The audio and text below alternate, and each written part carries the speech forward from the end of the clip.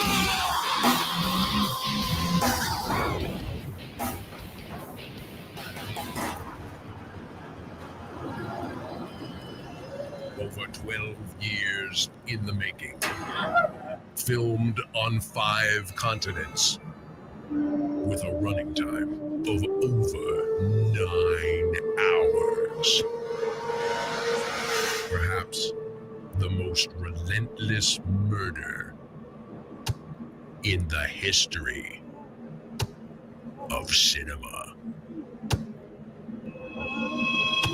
That's like Passion of the Christ.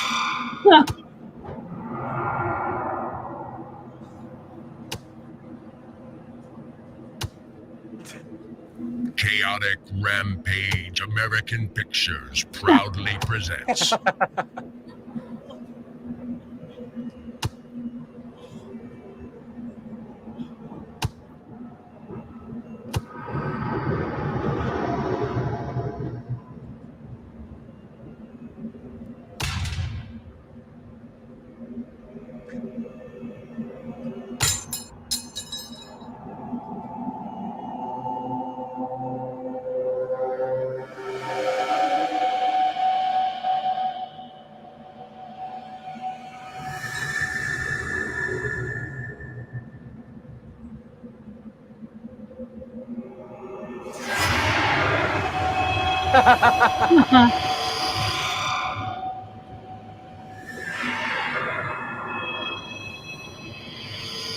Hey, Johnny.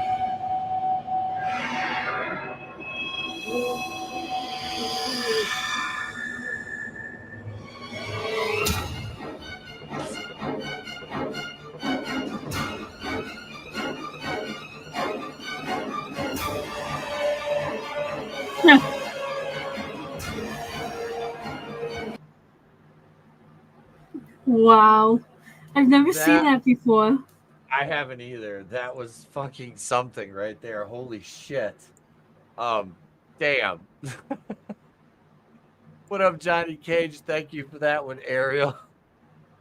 He looks like the guy from Bill and Ted, didn't he? He looked like Death from Bill and Ted. Yeah, definitely. That was fucking that was what a concept. That was actually more entertaining than In a Violent Nature. Oh man. You're not wrong. Oh my god. Yeah, that's it. Time is on my side. Yes, it is. Fallen was a good movie. We watched that one on the channel. Oh, did you? A year or two ago. Yeah, we watched that one a year or two ago. But that'd be something we could do a commentary for Patreon for those you want to sign up to the Patreon. Before we go, Trina, why don't you tell the folks where they can find you? You can find me on my YouTube channel at Real Horror, REEL. That's about it. Oh, and on Tommy and the Guinea Pig Collective's channel, this guy right here. We do toy streams on his channel on Thursdays at 8:30 p.m. Eastern. It's also broadcast on Vinnieart's channel as well. And what else? My mind always goes blank when I do this. Yeah. Well, I think that's it. Yeah. That's it. Yeah, there's toy reviews on my channel, and there'll be a new one coming out this week. Other than that, yeah, it was awesome. Thank you, everybody in the chat, for being here. You guys are awesome. Anybody catching us on the replay, thank you as well. Yeah, hope you enjoyed the review. And yeah, it was great hanging out with you tonight, Etep. Absolutely, Trina. And Tommy and Vinny's links are in the description to this stream and every other one, because they're just fucking amazing people, as is Trina's link to her channel. Thank you to all the new subscribers we've had. Jesus, there's a lot of you. Thank you so much. Everybody's watching the wrestling videos, loving those. And yeah, there's a lot more in the works. I'm working on a potential collaboration with the Casual Wrestling podcast. Nice. Great dudes over there. So yeah, a lot of other cool stuff. J-Man's going to join me and Trina next week. We'll announce on the community tab and on Twitter by this Thursday what movie we're going to do for next week. We'll be a little more proactive. But thank you all for joining us. I will have let's see, tomorrow. I've got a couple wrestling videos I'm working on. And the Dynamite. Draven and I are watching Dynamite tomorrow. We'll be recording that for Patreon. And then we'll be going live at around 10:15 Eastern. And we will be reviewing Dynamite for you guys, the 250th episode right here on the channel, Wrestling with Horror. But until next time, folks, until we see you again, thank you so much. I'm Etep. That's it. Remember, it's better to burn out than fade away. We'll see you next time.